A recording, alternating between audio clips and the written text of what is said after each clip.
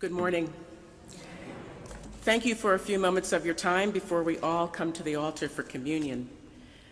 The past few months, I have had the privilege to work closely with our amazing clergy as we shared the mission and vision of Fully Alive and the aisle we will travel in the next few months.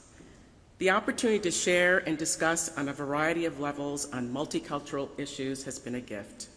Hence why I come to you today and invite you to our first New Canaan dinner of courageous conversations on race. And yes, it's a weeknight, and we all know those can be hard at times, hence why we are beginning with a light meal and our promise to stick to the hour. Perhaps you are asking why. Is this really important? And this is what I really want to share with you, in hopes that you will join us on Wednesday. At 10:23 a.m. yesterday, 54 years ago, 4 little girls at the 16th Street Baptist Church, they were attending Sunday school, only to perish. In June of 2017, 9 church members came to their weekly prayer vigil, only to lose their lives at the Emmanuel Baptist Church in Charleston, South Carolina, killed by Dylan Roof, who spent an hour with these beautiful souls, and in the benediction, he made another decision. This past Tuesday, the New Canaan Library shared the film Emmanuel, the story of this tragic event. It was a Tuesday evening, and I too had thoughts after a long day of not going out again in the evening. I'm here to tell you I am so happy that I made a different decision to attend.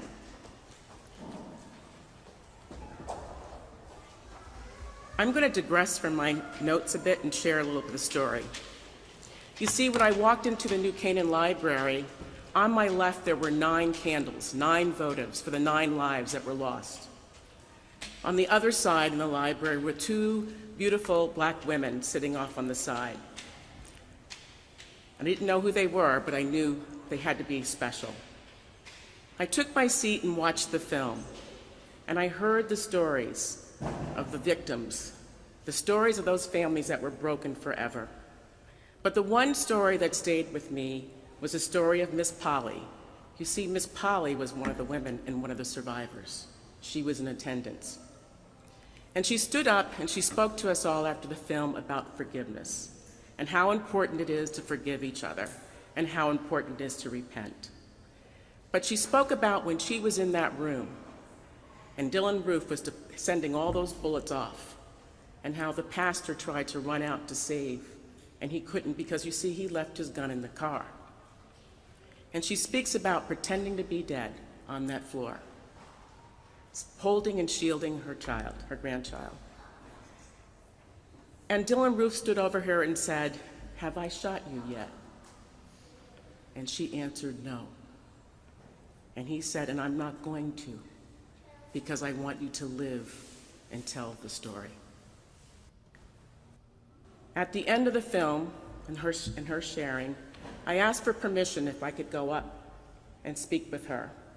I asked if I could touch her and hold her, and she said yes.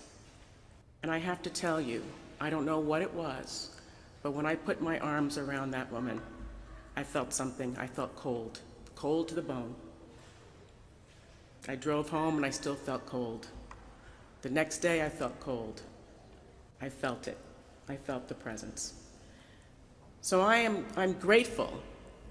And the last thing that she said is the day before Dylan Roof was to be sentenced, someone knocked on her door and came in with a white box. And inside the box was the Bible that she had left that night. And when she opened up the pages, and I can still remember the page, it was 1359. The pages were no longer white, they were red. They were pink and hue from the blood. And she said to him, I forgive you, and all you have to do is repent." So I invite you on Wednesday evening to come to the table with courageous, so we can have some courageous conversations and join us in a safe space. And finally, I'm going to try this. I don't know how it's going to go, but bear with me. Amazing grace, how sweet the sounds that saved a wretch like me. I once was lost, but now am found. 'Twas blind